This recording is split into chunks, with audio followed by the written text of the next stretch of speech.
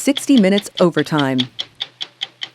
This week on 60 Minutes, our story is about what we call the wild, wild west of the PPE, or personal protective equipment market in the U.S. Shahar Barone was our producer on this story. What we learned is the shortages in the PPE supply chain are not only a matter of production, though that exists as well. It's a matter of pricing.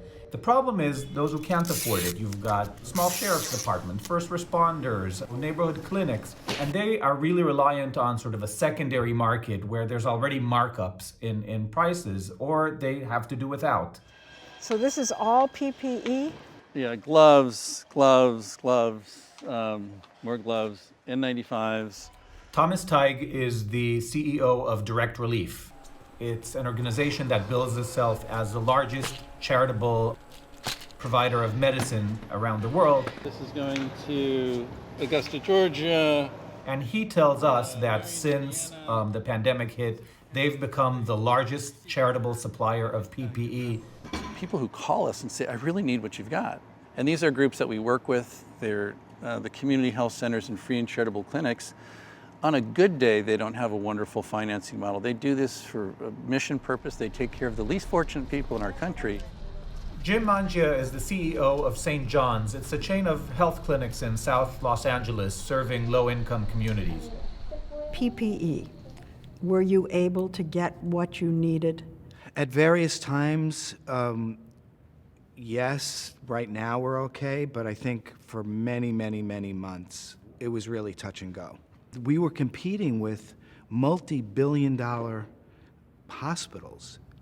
We were competing with the states. Again, we're a large community health center, but in the scheme of things, we're not as big as the state of California. Did you watch the price for these items go up and up and up? So a gown, 30 cents before the pandemic. Now, $9.30. No. The price gouging was just unbelievable. How vulnerable would you say the PPE market is now? I keep hearing the problem right now is gloves. Right. And we're certainly seeing that. Gloves feels like masks did several months ago. So I think as that spike in demand has increased, the supply availability is not there. Prices have gone up. Gloves are much harder to make than masks. They require special production, so production is lagging behind. What's so special about nitrile gloves? The nitrile gloves are the most effective, the safest, and the material that they use is anti-infectious. So it really is very, very effective in preventing spread. And so those are where the biggest shortage is. Everyone needs gloves. Every industry that uses its hands needs gloves. So just the quantities are much bigger, especially considering the vaccination effort that's about to start. Every time you administer a vaccine or any kind of shot, you have to take your gloves off and put a new pair on. Yes. You need many more gloves than even masks. Yes, and what we're hoping is obviously the vaccine will, should be available sometime in the spring.